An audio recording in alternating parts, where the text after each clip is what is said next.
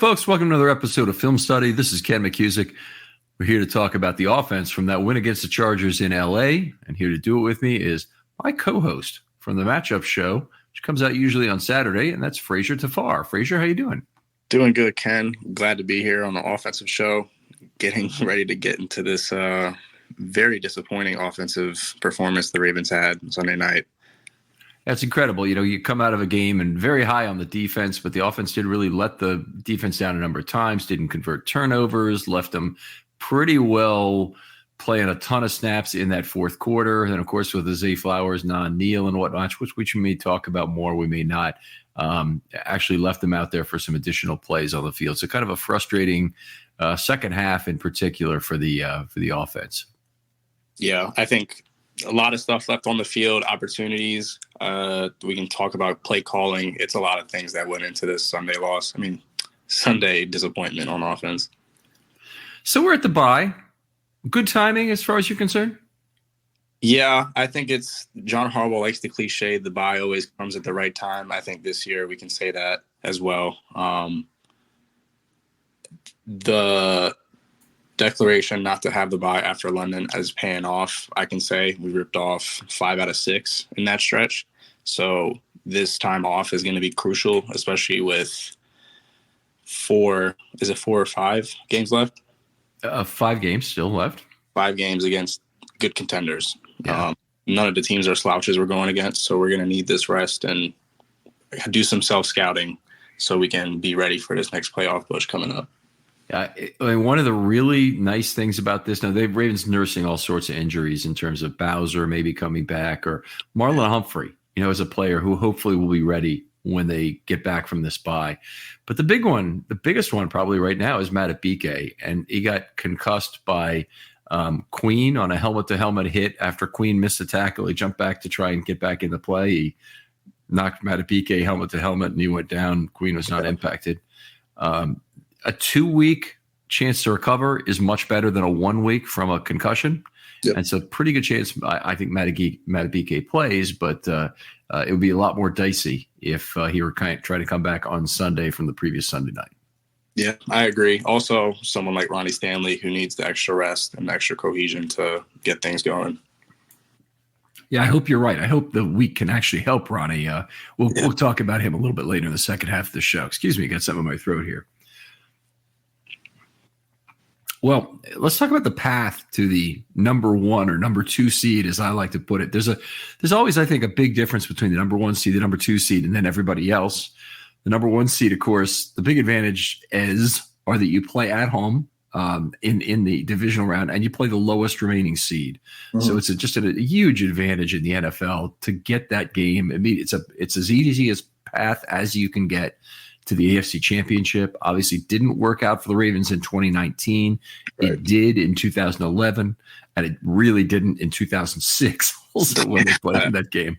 God. So they've had it 3 times. But this is another year where they should get it. They should, we hope, get a bye, and that's going to probably mean they have to beat both the Jaguars and Miami to do that. Not a sure thing, but they might be able to do it even without beating both of those teams, but it's a little less likely. I think I might have an unpopular opinion on this, but since our bye was so late this year, I think when we had the bye in 2019, we were so hot, we kind of peaked a little too early, and then the bye cooled us off, and we came out flat against the Titans. I think this year, with the bye being so late, I think we have the opportunity to potentially heat up going into the playoffs, and I would maybe value that second seed because you get to play the wild card at home, divisional at home, and if the first seed gets knocked off, you play that championship game at home. So it's almost like you have home field advantage, but you just don't have the bye. So I almost feel like this team is going to benefit from a second seed rather than a first seed, especially if they're humming on offense to end the season. Okay. I mean, that's I think there are people who certainly believe that. I'll take the extra week off, honestly. I'll take the other side of that argument. Get the Ravens at home for 1 week, Hopefully it's somebody left who's not all that good, because the lowest remaining seed, it could be Buffalo. It could be Kansas City. Sorry, not Kansas City. It could be Denver. Yeah, it could be Denver if Houston. they upset somebody. It could be Houston if they upset somebody. So, it's certainly multiple possibilities of who it could be. But you get hopefully the 4, 5, or 6 seed still 4, 5. The 4, 5, or 6 seed is still left at that point. And then you get the AFC Championship game at home, that is the prize that I've wanted my entire life. Me too. And that'd just be a big deal. In terms of how they get there, I think the easiest path they have, the most likely path of getting there, is to win 4 out of 5, including beating Jacksonville and beating Miami. Lose 1 game. It could be San Francisco, and it probably is most likely to be San Francisco. Mm-hmm. And then you need only 2 things to happen. The Steelers have to lose 1 game, which there's a good chance that they will lose one to the Ravens, even if the Ravens beat San Francisco. But the other possibility is that the other thing they need is for the Browns to lose 1 game. Right. I think both of those things are likely. I know that both the Browns and Steelers have some ease of schedule coming up here. That's going to make things a little bit simpler for them. Yeah, I think the big thing about the Browns is they're not going to have DTR. They don't have Deshaun Watson. So it's going to be crucial that the Steelers don't get ahead, because I think that's our closest competition in the North. Yeah, and they do have a pretty easy schedule, and they are heating up at the right time. They are, even offensively, they've played pretty well that running game the last few weeks. So Harris is heating up, including Warren has been doing good all season. So they broke 400 yards for the first time in 30 games. Yep, that was remarkable that happened. Let's see. Let's go on. I want to talk a little bit about the Chargers game. We were out there in LA, and that sound system, I'll say, is absolutely blaring. It's just a miserable thing. And I have a real sensitivity for sound that's grown with age. That I really don't like it, period. But I really don't like being around it and then trying to hear anybody near me, because I can't distinguish those sounds very easily now. And so it's very frustrating. So I can't talk to the person next to me when that thing is blaring. And then they turn the thing off a few seconds before the play, and the house is pretty much quiet, even when the Ravens are on offense, because the fans don't make very much noise. Right. So it's a sharp juxtaposition. And I heard that the Vegas sound system was the same as well, just very loud, obnoxiously loud. And I know that 2021 game that we had in there, that was, I heard, you can hear that through the TV, how loud it was. Yeah, very much so. We were at that game too. That was a miserable event. But this time, SoFi is really a beautiful stadium. Yeah, it is kind of out in the middle of nowhere. You kind of have to Uber there. They've got other ways to get there, but that's a primary way. And you have an open air facility at the top, and I didn't really realize this is what it was. It's not open air in terms of the dome being open, as if rain would ever be a real big risk in LA. It's not. But they have a breeze through area at the top of the stadium, so there's still a possibility of wind, and you have you still appreciate the Southern California weather while you're out there. And even though it's a little cool at night there now, you still have that. So really nice facility. It's just and it's beautiful and very modern on the inside. But it's a long way to go. And the crowd is the Chargers are not their second or third or fourth love even in that city. Everybody really wants to roots for the Rams, and the Chargers have kind of a limited fan base in terms of LA. Yeah, it's been tough seeing how the Chargers fans have been just tossed around. I don't know. It's tough to see. I'm just glad we're secure here in Baltimore. Yeah. Yeah, well, that's nice. All right, Mark Andrews, missing from the Ravens offense. This has been one of the big things continued on. There are a few things about what was going on. The scripted plays for the Ravens, I think, actually went quite well. And I'm looking at the gains as I look down the sheet here. The first drive wasn't all that great. They gained 5-7-9, 3-3-0-0 in terms of yards. But in the second drive, 18-4-11, 14-14, 1-0-12, and they ended up scoring on that drive. That was much more of what you would hope for. out of a scripted drive. That included all of Beckham's catches were done, by the way, by the end of that second drive. Yeah. And they made a play to Likely early on that second drive on a screen pass that really got the offense going. For whatever reason, after the script is done, and particularly without Andrews, after the script is done, you really notice the loss of 89 a lot more, that there's not an extended play target for Lamar. If once he's, building that extended play kind of on his own, first of all, there weren't very many of them because the Chargers got tons of pressure. We're going to get into that, but they really, they didn't have the extended play receiver that was really Lamar's go-to guy. He threw one really nice pass to Keaton Mitchell in the second half after extending a play that ended up being about an 11-yard gain and a first down, but otherwise very little. Yeah, it was rough to see when the offense needed to play. And like you said, when we got out of script mode, you just expect Andrews to come out of nowhere and just make a catch. But now it's impossible to see that kind of progression that quick. So it was good to see Keaton Mitchell kind of slow play that a little bit, not be too eager to get into the play, let Lamar see him and make himself available. Aguilar had a couple. Bateman had some. So it's nice to see some guys step up, but you can't replace 89. Yeah. The yards per target for the receivers, they tell a pretty devastating story for the Ravens. Let me go through this really quickly because it's the kind of thing you would prefer not to have happen to your team. Flowers was targeted 8 times for 25 yards. That's 3.1 yards per target. Likely 6 times for 40. By the way, Likely had 40 yards and 44 yards after the catch in this game. Wow. So his average catch was a yard behind the line of scrimmage. Beckham, 5 targets, 34 yards, so 6.8 per play. Keaton Mitchell, 2 for 25 was one of the highlights. Bateman, 5 targets for 21. That's 4.2 yards per play. Step back for him after playing some good football. And by the way, I don't blame this on Flowers. I think Beckham was about who we normally expect him to be. And Bateman, obviously maybe not quite as good as he had been, but there just wasn't a lot of time for routes to develop. For Bateman to get to the top and use his great route running skills, he's got to be able to wiggle on that defender and get him to bite. And if everything's going underneath because it has to, because the pressure is getting there so quickly, it reduces a lot of Bateman's value getting the route and making his move. Yeah, this game was a tough night for pass protection. I'm not sure what the solution is moving forward. Obviously, Ricard is not the answer at all. I think he hasn't really made a difference in the sense of securing the pocket, especially on 5-man rush or a blitz.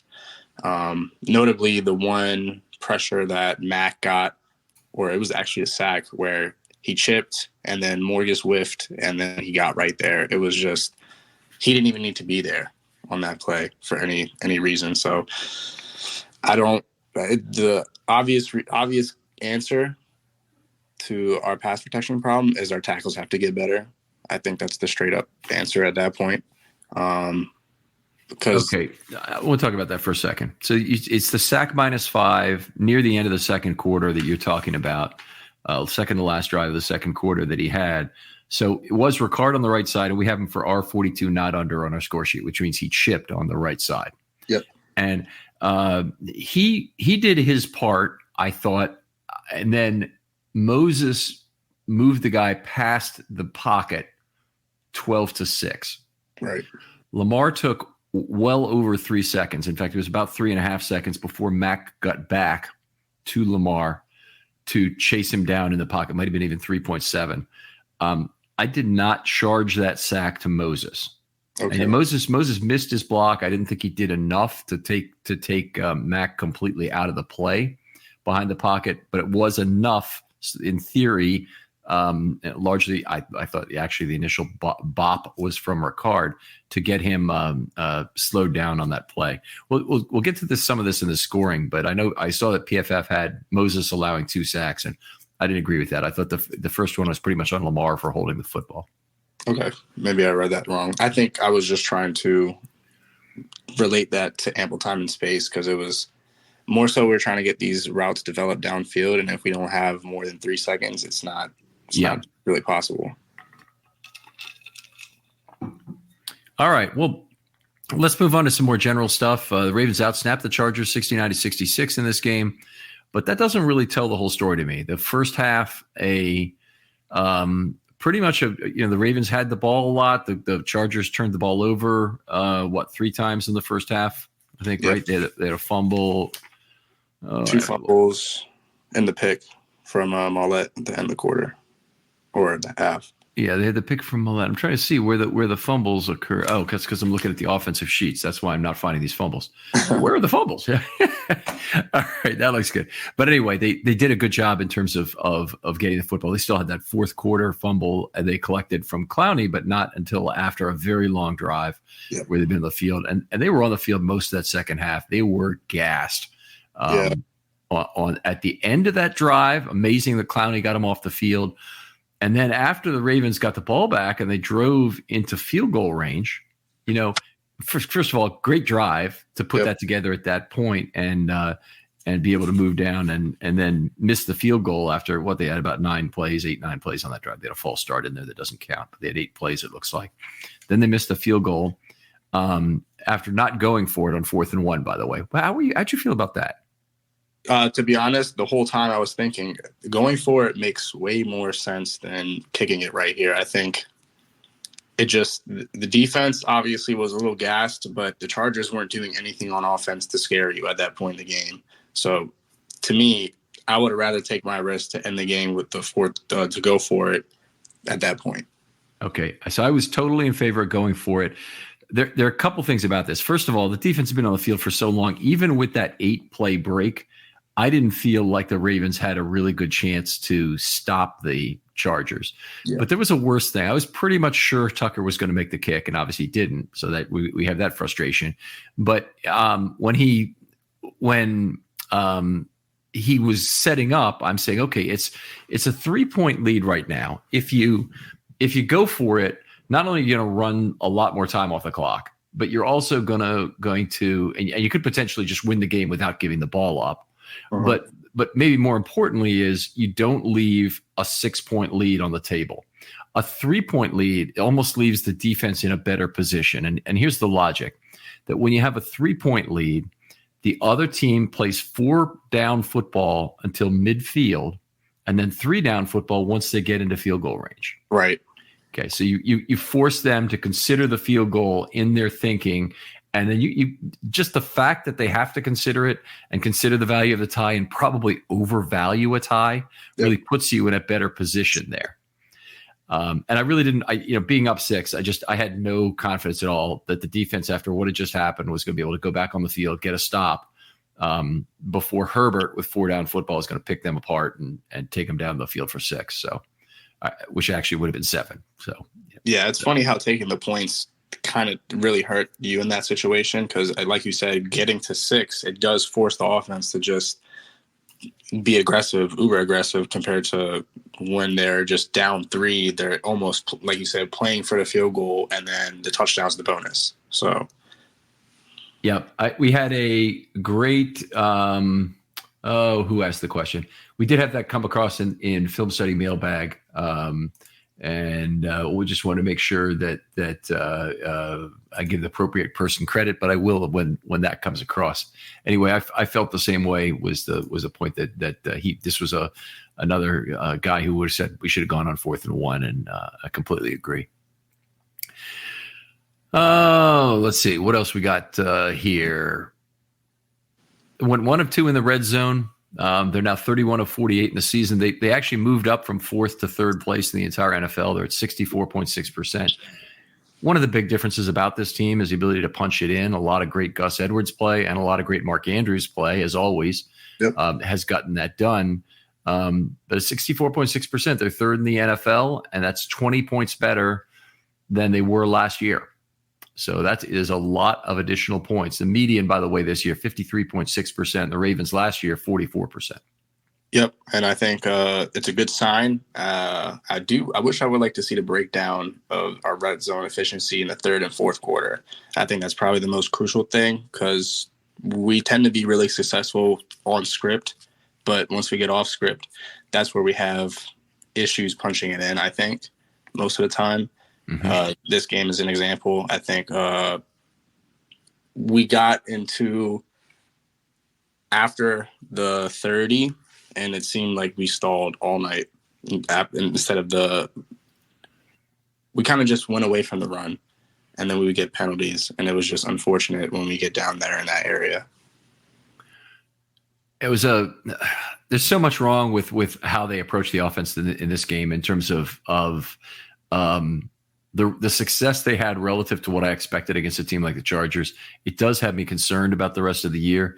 Yep. One of the things coming into this game was that these Charger defensive backs, this is a terrible defensive backfield. We talked about this on the matchup show, is just how bad these guys are in terms of yards per target. But Derwin James, Asante Samuel, and Alohi Gilman, who had a pretty good game, their safety, all collectively are averaging over 10.0 yards per target in total. Might actually be pretty close to 10.5, probably between 10 and 10.5 now they look at it. But Asante Samuel's not having a good year, and Derwin James was being forced into playing strong safety instead of coming up and playing slot corner like we use Hamilton. Well, This game they made changes, and those changes really apparently were very successful for them. They put Leonard Dean in the game at corner or safety corner. Anyway, they put him in the game, and Derwin James came up and played slot corner for most of this game, and was, I thought, reasonably effective here when he has not been for the rest of the year. And Ravens didn't take advantage of any of that. Obviously, we just read the yards per target for the receivers, so the Ravens didn't get it done against any of those guys. Yeah, I think due to the weakness on our offensive line, I think the game plan was to run with the quick game all night. And I think when Monken did try and dial it up deep, we just weren't getting the protection we wanted. So it was just a lose-lose situation. It was tough. It was tough to watch on Sunday night. All right, series success rate is also something we like to talk about. They had 20 of 28 first downs that they converted into a subsequent first down or touchdown. So one of the big things there is not turning the ball over.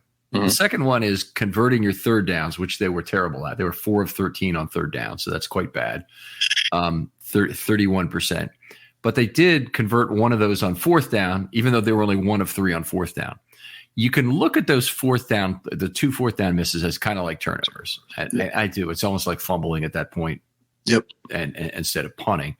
But the 73% figure is reasonably good. It was not a great night for converting third downs, and frankly, kind of a sputtering night in terms of getting positive chunk plays. The Ravens offense, when they're gaining 4, 5, 6 plays on first, second, and third down, and you don't know exactly how they're going to put those together, and it's really just an occasional pair of incomplete passes which stops a drive. That's the Ravens offense at its best. Also, when they are being effective going for it on fourth down. And they tried some different things in this game, including that the Edwards direct snap, which did not work. Yeah. So it's a little frustrating. I think so to comment on the Edwards snap, I think he did bounce it outside a little too early. I think there was the crease inside that he could have just fell forward for maybe 2 or 3 and maybe would have had the spot chance to get it. But on the drives that we don't have success on, I'm almost 100% sure there's a failed screen in those drives, because I think that's what really hurts us. The one that really stands out is the one where Asante Samuel almost picked off the ball in the flat where Lamar threw it when it was bunch of trips left. And yes, where the interceptable ball near the end of the game. Yeah, that was terrible. Those kind of situations is where we get behind the sticks early, especially if it's on first down. Well, I think that one was the play where we thought Aguilar got the first and then ended up being fourth, right? Let's see. That wasn't a fourth down throw on that one. I'm looking. The PR 21 was the Aguilar play, right? But that was on second and 22, brought up 3rd and 1. That was the next play that he did, right? After the Aguilar. You are correct. Yes, the 3rd and 1 was the interceptable ball. That's exactly correct. So he went incomplete, and then Edwards ran for 2 yards on fourth down there to get it. Yeah, so I mean, imagine if that was first down, we're already behind the sticks, 2nd and 10. So situations like that have had impacts on our drive success rate. Yeah. Yeah. I mean, I think if we're looking at drive success rate as the real problem with that play, I think we're kind of missing the headline there is that Lamar almost threw an interception On that play, yeah. Yeah, that could have been a big turn in the game right there. But frankly, got very lucky. That's one of the plays that that made sure that the Ravens kept their lead there. And otherwise, Ravens, one thing they really haven't been good at is when they lose the lead in the fourth quarter, they have a really hard time coming back. It's a really hard time for Lamar to get back into offensive mode and get a drive going and move down the field and score. We've seen too many games that are like the Miami game last year or the New York Giants game last year, the Buffalo game last year, where they can't get anything going in the fourth quarter to reverse things if they do get behind. Well, it's weird because we've seen Lamar come back like in the Colts and the Minnesota game. It almost seems like when you don't put all these extra motions in the game and you just tell Lamar, hey, go 4 wide, 3 wide, and just run the offense fast paced, it seems like he can do it. So I don't know why. I guess the new scheme, learning the new terminology has held back that type of style offense up to this point. But I think the Ravens could come out with more tempo to start out after the bye, especially going against a really good team against San Francisco and good pass rushers at that. Yeah, the remaining pass rush gauntlet they have to run, it scares the hell out of me in terms of how they're going to react to it. And every week it seems like our matchup show could talk about, basically how to find time and space for Lamar. They have to find a way to do that. And basically, I think it is the biggest offensive question for the remainder of the year. Yep. And they're going to have this come up, Watt and Highsmith. They're going to have the San Francisco guys. They're going to have, is Jalen Phillips hurt now? Yeah. Okay. He's out for the year. Oh, okay. So that actually is a little bit of a relief against Miami that they may get that, but they still have Wilkins and Sealer and players like that. Yeah, and their pressure is more for the interior, so it'll be a tough time. Jacksonville still has Trayvon Walker, who not everybody believes in, but Josh Allen has been a good player. Yep. And it is a tough nut to crack during these remaining weeks, and not to mention Aaron Donald this very week after the bye.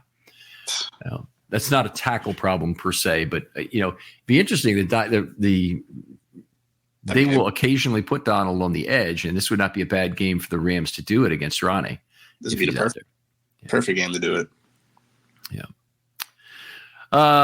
Okay. 35 run, 34 pass. One of the things we have not heard all year is that the Ravens have not had balance. There's been talk about the Ravens giving up on the run too early. Yeah. And it's kind of funny because everybody wants a different offense. Everybody wants not Roman. I want not Roman. I want some other scheme. I want to be able to get away from this run game all the time and run a modern offense because you can't win in the playoffs. Everybody knows that. You can't win in the playoffs with a run offense. I just hate hearing that. But anyway, 35 run, 34 pass. They've been basically at 50% runs almost every single game. The Monken offense has not given up on the run at all. They've had to do it a little differently. Edwards has been a little less efficient on a per play basis because of not having a Ricard in there for all the runs, but they've still been very dedicated to keeping the ball on the ground. And I think part of that is that we've been able to handle games in the beginning of the first 2-3 quarters, and it just aids to us being able to run the ball and not have to press all game. Sure. I don't think there was. Maybe the Cleveland game and the Steelers game, there was maybe a difference in run pass.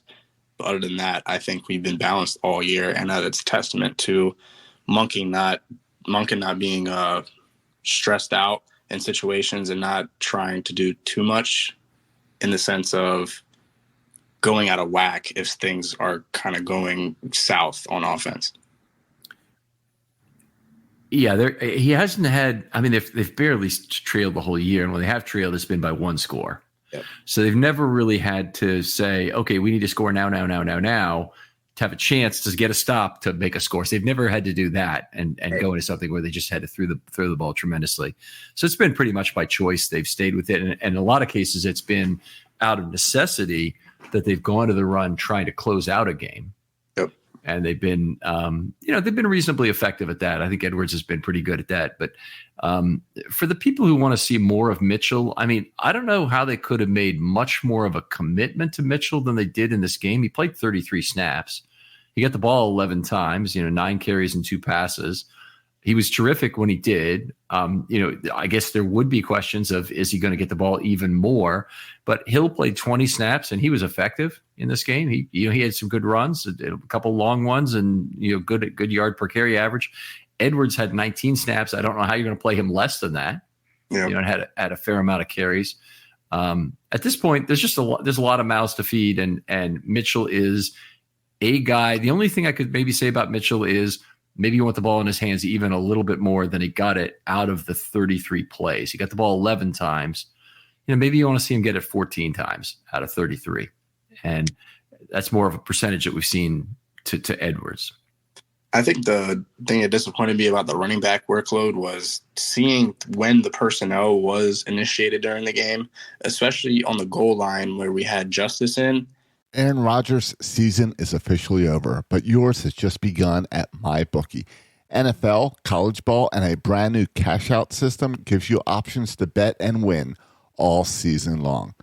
First 2 legs of your parlay hit, cash out early and place another bet, or let it ride for a chance at an even bigger payday.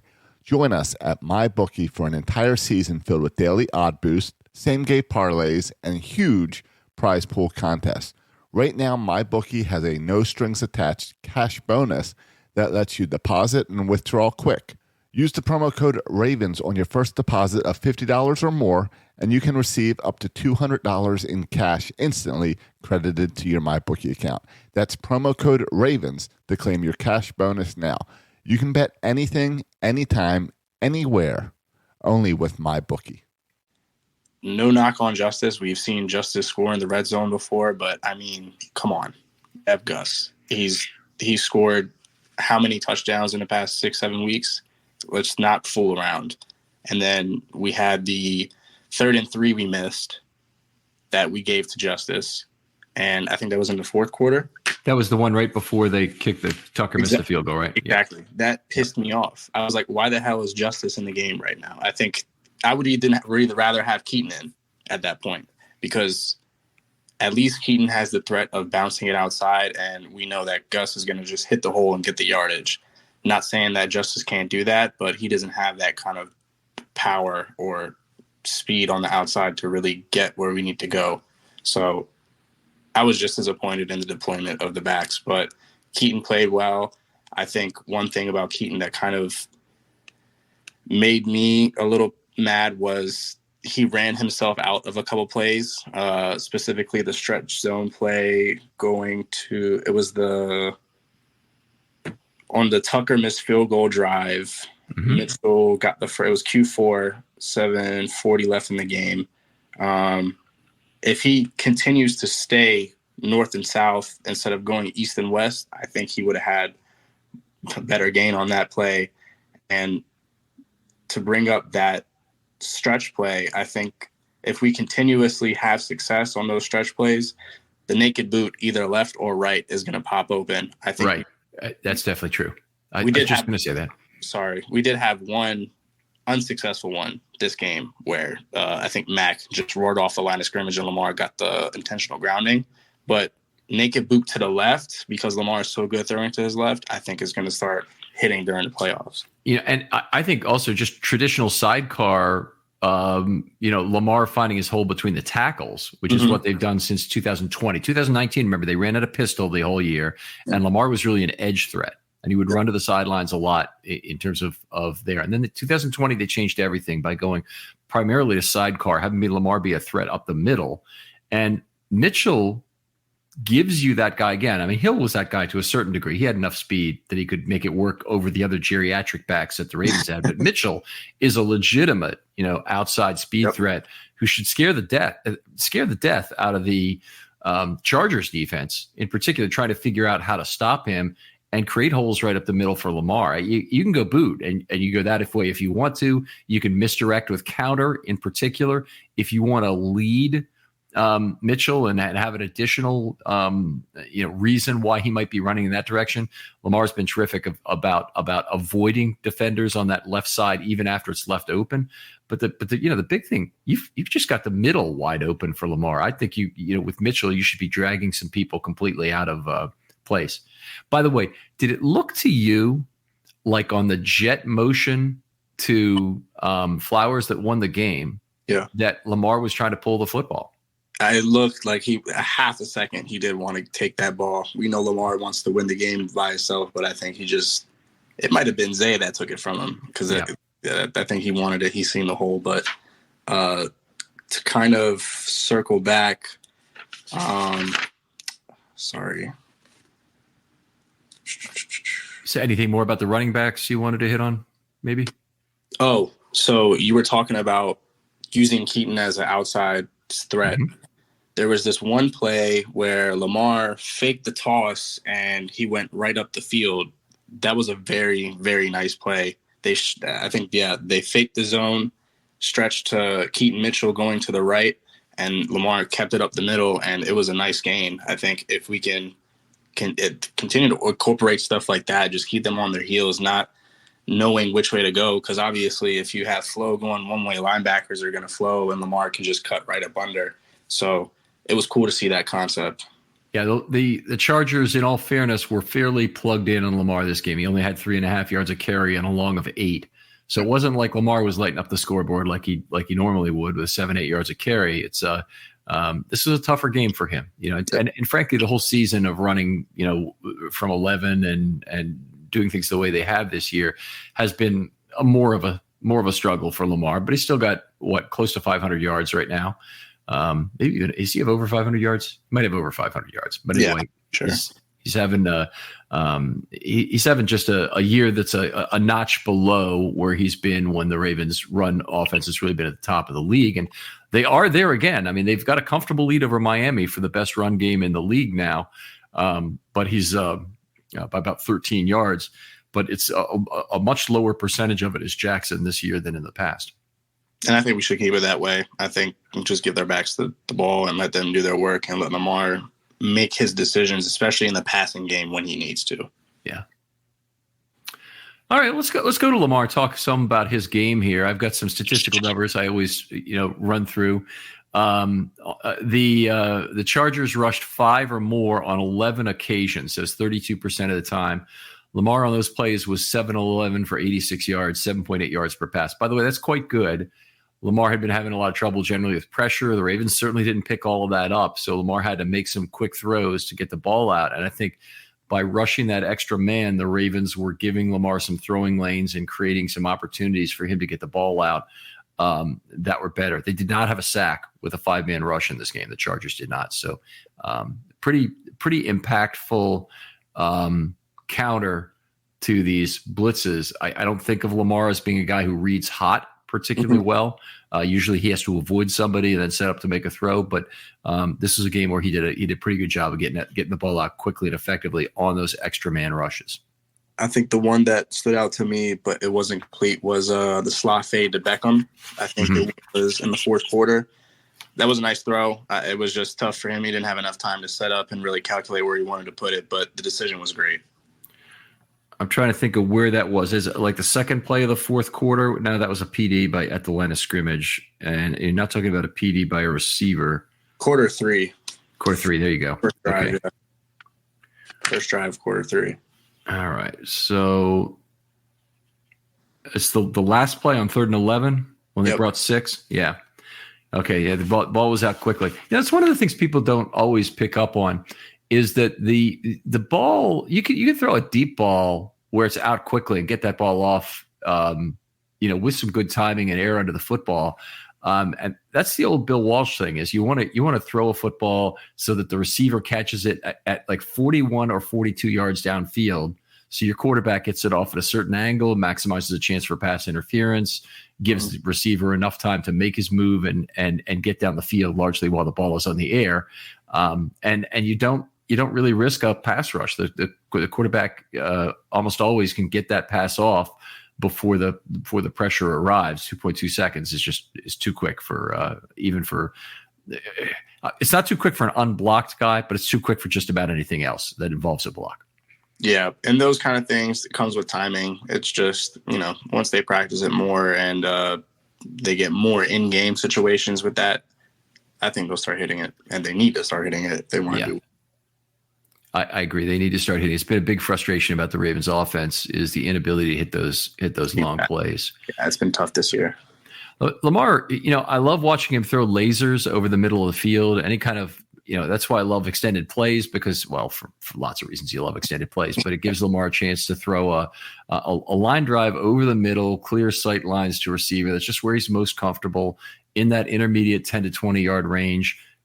If the play's been going on for a few seconds, there's a good chance that somebody has gotten wide open on that play and has a good opportunity for yak.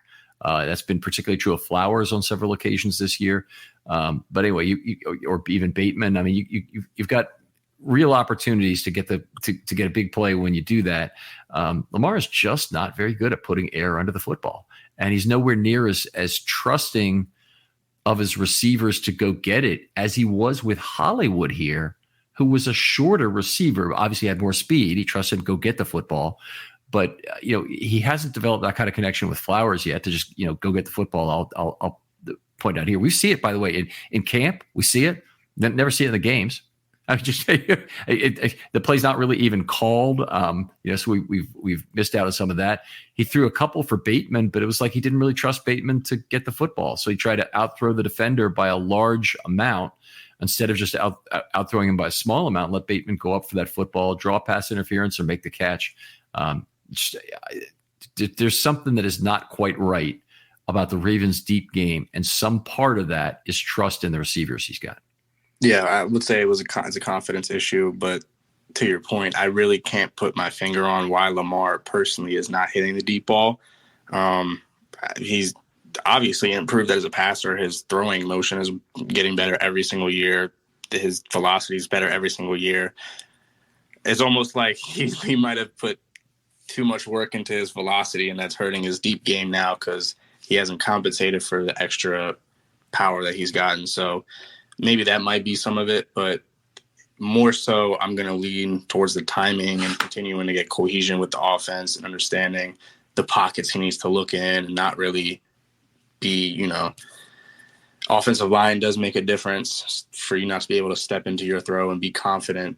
That's another part of it. So it's a lot of factors that go into the deep game, but starting with Lamar, I think he needs to make sure he takes a step back and gets on the same page with his receivers. Yeah,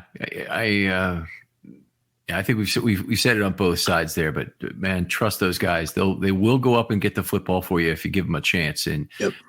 You're going to be incomplete on 100% of the passes where you either throw the ball out of bounds, or you throw the ball 10 yards past your own receiver, even if you're avoiding the interception, effectively by doing that. So yeah. Let's go back to the rush here for a second. A 4-man rush. This is where Lamar was not nearly as effective. 22 plays for 78 yards, so only 3.5 yards per play when the Chargers rushed 4. They had both their sacks on a 4-man rush. That's a really bad game when your offensive line is just not producing enough that they're getting there so quickly to get pressure with a 4-man game. It's very tough to win that. In fact, if you just want to figure out what's the best way to play defense that's almost guaranteed to be successful, effective 4-man pass rush is the easiest way to start. If you can do that, and that's why a lot of guys in the National Football League are paid to rush the passer.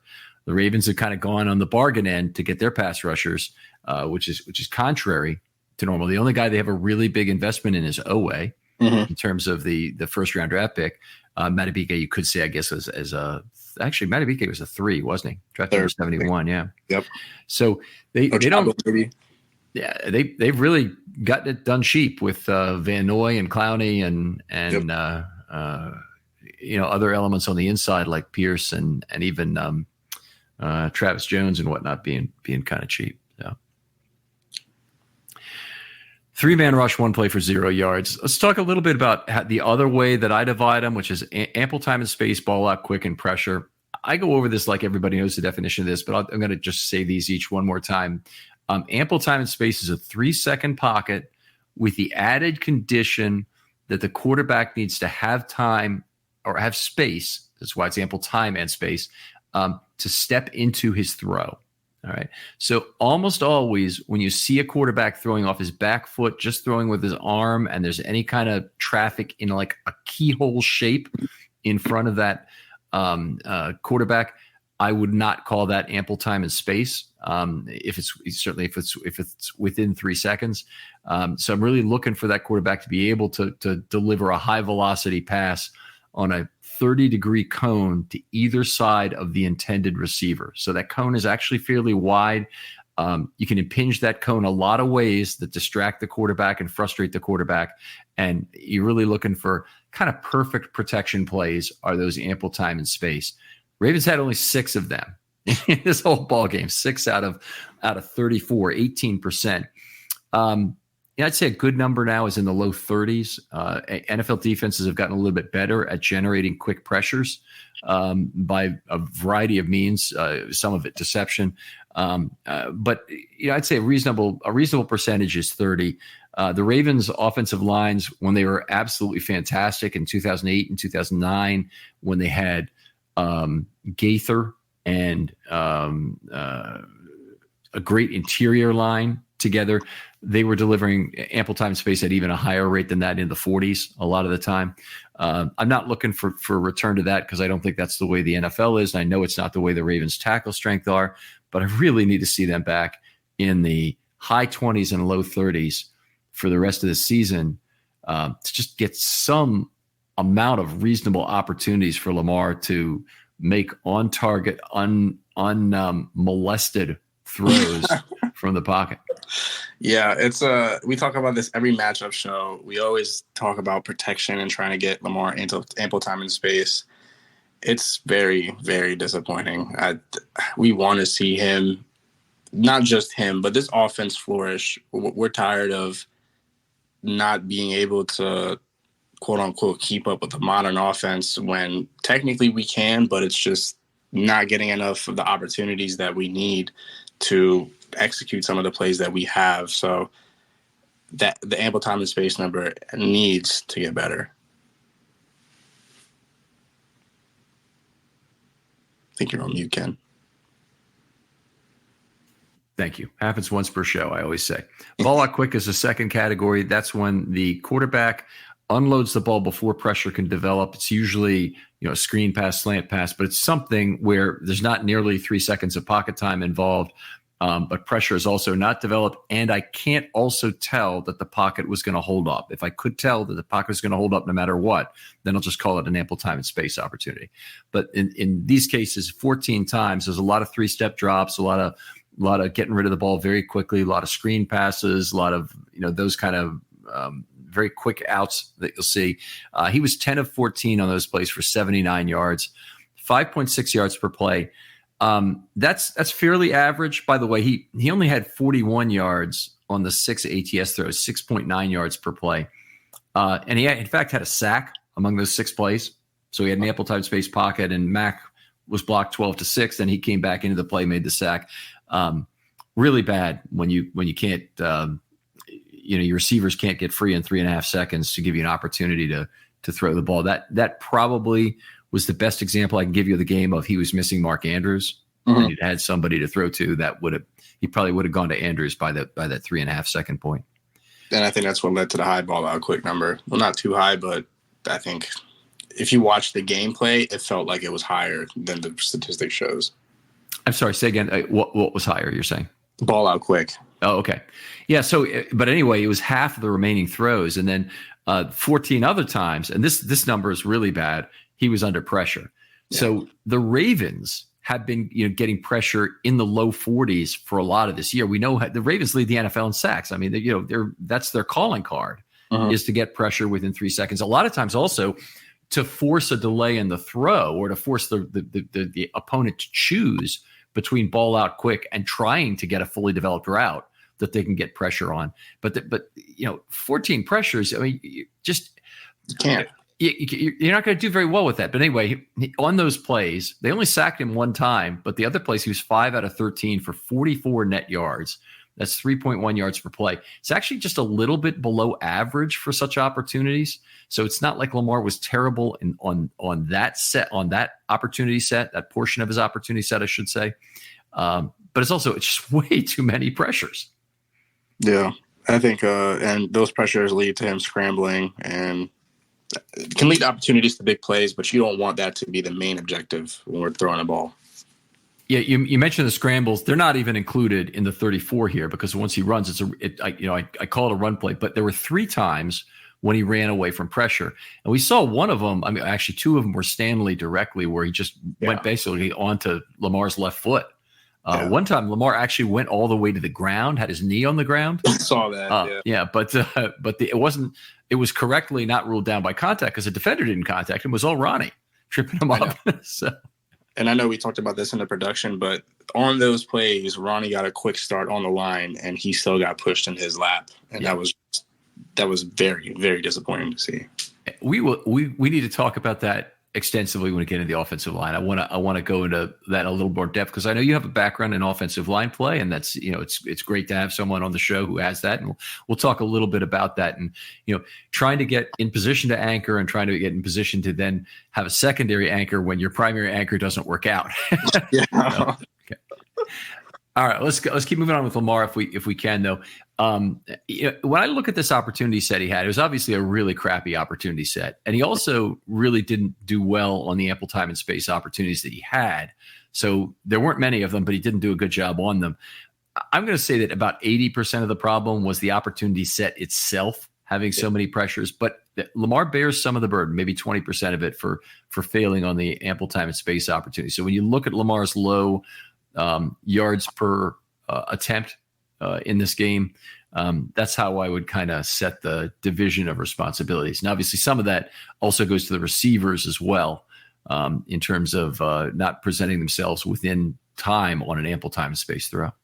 Yeah, and like we pointed out the whole show, it seemed like Lamar was looking for a big white 89 coming across the field all game, and it just didn't come. So we need to figure out how to get over that hump. I think Zay is definitely Isaiah Likely is showing to be a good option for replacing him, but we need another piece to step up. Yeah. Mark Andrews almost charges as 2 people. Yeah, Zay and Say would almost be as confusing as calling Likely, and it's likely that Likely could be no matter what, it's difficult. I know. Yeah. Lamar's time to throw last week was, I think, 3:58 versus Cincinnati. Had a number of extended plays that rolled that up. And that's what you kind of want out of vintage Lamar is, I'm going to take my time. I'm going to roll around this pocket. Oh, you got pressure here from Stanley. Yep. I might take a bump pressure, but now I can roll out, and there's another 2 seconds I can tack onto this play. And then there's Aguilar in the end zone for a touchdown. That's what we want from Lamar. But at 2.66, he's really forcing the ball out quickly. And when he's forcing the ball out quickly, that means the routes are getting forced shorter and they're doing less. And in particular with Zay Flowers, that was a big problem in this game. Yeah, and potentially Lamar might not be fully 100%. That might be some of it. I think he might still have an issue with the ankle from the Cleveland game. No, Cincinnati game. So might be potential that might be lingering. I know after the bye, he'll probably be okay, but he might have wanted to preserve it and not do too much this game. I think they had an understanding the Chargers weren't really going to blow him out the water. So could have some effect. Yeah, it's a really good point. And looking ahead to the next 5 weeks after the bye, look, if I had to rank the things, I'm not even sure how I rank it in terms of importance of trying to win the games versus the importance of keeping Lamar healthy versus the voracious pass rushers they're going to face down the stretch. But above all else, they really need Lamar to be healthy for the playoffs. And the unfortunate thing is they're still going to face some great pass rushes there. So it's quite a gauntlet that Lamar needs to run. What would really be nice is if they could get in position. Well, you really want the ultimate thing. They win 4 straight games. Cincinnati loses 2, and they have the number 1 seed locked up before week 18. That's the ultimate prize. But if they can find a way to make that week 18 game not meaningful for the division at least, then they'd be in a better position. Yeah, I do just feel like I want to bubble wrap him into the playoffs at this point because we want to see his success in January very bad. I think the whole fan base is tired of hearing the mantra about him. So I know I am. Yeah, we want to get everybody.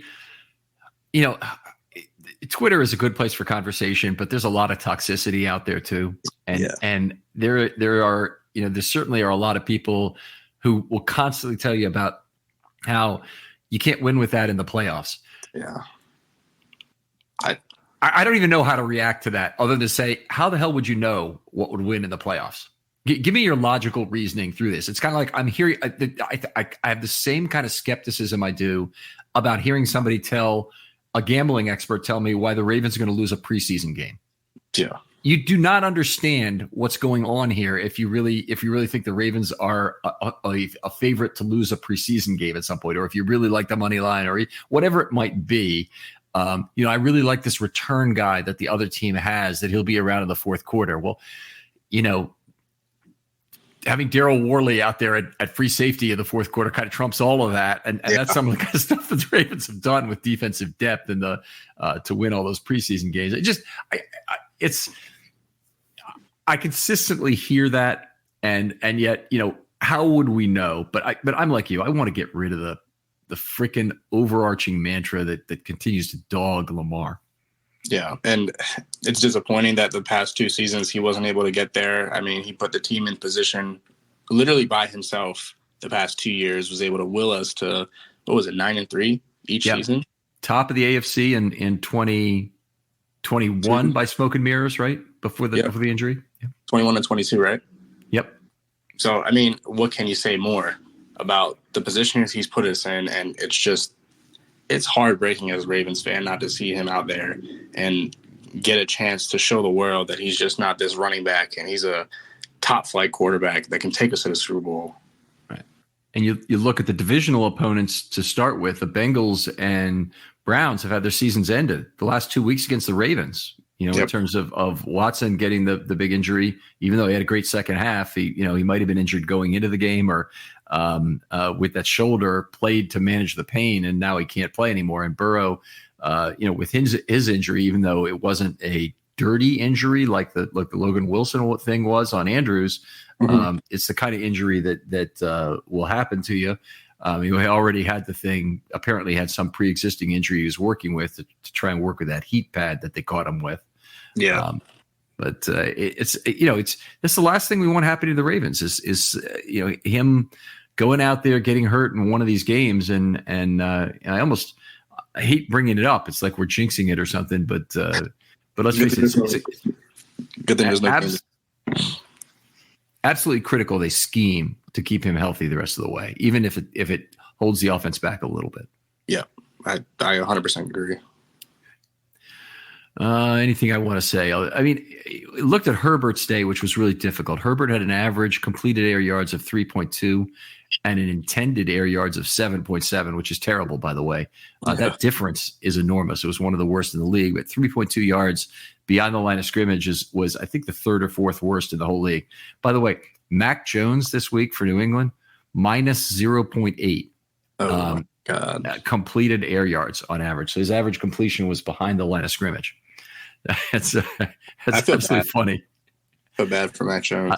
I felt bad there for a second, but I went through the 5 stages very quickly, and I realized it's Belichick, and I don't care. But anyway, Lamar 3.4 average area completed air yards, which is not much better, obviously, than Herbert, and 6.4 intended, which is telling you there's even more restriction on the distance they're trying to throw the ball down the field. That 6.4 is quite low. And he was throwing a lot of passes behind the line of scrimmage. They really had to scheme to get that ball out quickly. And the Chargers, frankly, did a good job of shutting him down. Yeah. I think we are way behind schedule, my friend. I thought we were. No. We've talked about a bunch of this stuff, didn't we? Yes, we actually went through a little bit of this before. I got just a couple more scheme things to go back to. The Ravens, this is part of protecting Lamar, but they use 9 set blocks and 14 chip blocks. That's 0.68 per play, 23 on 34 total pass plays. That's a high number. Now, they've been as high as 1.12 against the Browns. You have 5 eligible receivers. When you give up 1.12, you're giving up 22% of your eligible receivers per play to do some sort of set or chip block. And even when you chip block, there's a very limited set of routes you can run off that. When you set block, obviously you're committing to not run any route. So this was a high commitment, and it's especially high commitment given that they didn't rush 5 all that much. That they rushed 4 a lot, and the Ravens were still trying to chip with 4 to give their tackles help. And honestly, the results did not warrant that, given that they only had 3.5 yards per pass play when they did rush 4. Yeah, and I've brought this up on our matchup show multiple times. I think trying to get those set blockers in and maybe run a limited route tree with 3 receivers might be the way to go, but after seeing what happened this week, I don't think that could work either. So that's max protect. So if you're going to do that, you better at least stop the pressure from occurring. Yeah. And then you get a real valuable leak out guy. You get a valuable scramble out of that. So it's not like I completely agree with you. The problem was that the chip blocks and the set blocks just were not helping in terms of keeping Khalil Mack in check. He's one of the best. Honestly, you got to just tip your hat. Sometimes it's the other guy's player that makes a difference and not your own. And it makes you think, what if they have Bosa on the other side? Yeah, that's a little frightening because they'll face some of that the rest of the way. Yeah. All right. Always a pleasure talking football with you, Frazier. Tell folks where they can talk football with you online. You guys can reach me at Twitter/X at F_RAVE8. That's F_Rave8. All right. Outstanding. And make sure you listen to the matchup show. Frazier always comes in with some good ideas about what are key matchups. And we've been having a lot of fun doing that show this year. It's out there. Usually comes out on Saturday before a Sunday game. And I try and not put out anything on Sunday morning. So you still have it available as a top podcast before you head out to the game. And it's a good time to listen to it because usually shorter, about 20 minutes. We do that show. So if you're looking for shorter film study content, that's also a place to go find it. Other folks out there, if you'd like to be on a film study short, hit me up. DMs are always open on Twitter, and this is a great week. I've got a bunch scheduled. I want to do a bunch more. If you want to do your short and you're passionate about a Ravens topic, and this is a time where you can make some time to record, I can always do it. And please hit me with that DM. Try and make the topic kind of small and granular. We'll talk through it and try and pick out the kernel that really makes sense that we can talk about in 15 or 20 minutes. And put out some nice short content there that's less intimidating to some listeners who might be going to it for the first time. So really appreciate folks who want to do that. If you're out on YouTube, please subscribe and comment if you want. But I'd love to hear from you in any case. And hashtag Film Study Mailbag we will get to in the second part of this show. And looking forward to that as well. Frazier, thanks again for coming on. Yep, thank you. And we'll talk to you next time on Film Study.